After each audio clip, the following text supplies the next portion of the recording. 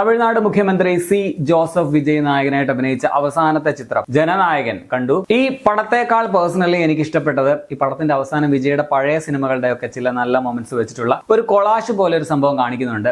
അതാണ് അത് കണ്ടപ്പോൾ സത്യം പറഞ്ഞാൽ കുറച്ച് വിഷമം ഫീൽ ചെയ്തു. അദ്ദേഹം അഭിനയം നിർത്തരുതായിരുന്നു എന്നൊക്കെ തോന്നും നമുക്ക്. അതല്ലാതെ പടം വളരെ ക്ലീഷേ, ടെംപ്ലേറ്റ്, ഔട്ട്ഡേറ്റഡ് ആയിട്ടുള്ള ഒരു ആക്ഷൻ പടമാണ്. വിജയ്ക്ക് വേണ്ടി കണ്ടിരിക്കാം എന്ന് മാത്രം. വിജയെ ഇഷ്ടപ്പെടുന്നവർക്ക് അദ്ദേഹത്തിന്റെ അഭിനയകാലത്തിന്റെ ഓർമ്മകൾക്ക് വേണ്ടി ഒരിക്കൽ കൂടി അദ്ദേഹത്തെ തിയേറ്ററിൽ കാണാനുള്ള കുറച്ച് ഐറ്റംസ്, ചില മൊമെന്റ്സ് ഒക്കെ ഉള്ള ഒരു പടമാണിത്. വിജയെ വീണ്ടും ഇങ്ങനെ ബിഗ് സ്ക്രീനിൽ കണ്ടുകൊണ്ടിരിക്കാം എന്നുള്ളതാണ് എന്റെ മെയിൻ പോസിറ്റീവ്. ഇൻട്രോ, പുള്ളിയുടെ ഡാൻസ്, ആക്ഷൻ, ഇതൊക്കെ ഒരു നൊസ്റ്റാൾജിയ പോലെ ഇങ്ങനെ കണ്ടാസ്വദിക്കാം. ഞാൻ ഭഗവന്ത് കേസരി പടം കണ്ടിട്ടില്ല, എങ്കിലും ഈ പടം കണ്ടുകൊണ്ടിരുന്നപ്പോഴും ഒരു ബാലയ്യ പടം കാണുന്ന ഫീൽ ആയിരുന്നു ഉണ്ടായിരുന്നത്. പടത്തിലെ ചില മൊമെന്റ്സ് കൊള്ളാം. വിജയുടെ കുറച്ച് മാസ് സീൻസ് രസം ഉണ്ടായിരുന്നു. ചിലതൊക്കെ അല്പം രോമാഞ്ചിഫിക്കേഷൻ ഒക്കെ തരുന്നവയായിരുന്നു. പ്രകാശ് രാജിന്റെ വിരുന്നിനിടയിലുള്ള ഒരു സീനുണ്ട്, അത് നൈസായിരുന്നു. അതുപോലെ കണ്ണകി റെഫറൻസ്, MGR റെഫറൻസ് ഒക്കെ തമിഴ് മക്കൾക്ക് ആവേശം ഉയർത്തും. പിന്നെ ഇന്റർവെൽ ബ്ലോക്ക് രസം ഉണ്ടായിരുന്നു. ബാക്കി എല്ലാം ഓവർ ദ ടോപ്പ് സാധനങ്ങളാണ്. കണ്ടുമടുത്ത സ്റ്റൈലിലുള്ള പഴയ ടൈപ്പ് ആക്ഷൻ രംഗങ്ങൾ പലതും നല്ല കത്തിയാണ്. പതിവ് പോലെ ബോബി ഡിയോൾ തമിഴിൽ വന്നിട്ട് ബബിൾഗം ചവയ്ക്കുന്ന പോലെ ഹിന്ദിയിൽ എന്തൊക്കെയോ പറയുന്നു. തമിഴ് ഡബിങ് വേറൊരു വഴിക്ക് പോകുന്നു. പ്രകാശ് രാജിനൊരു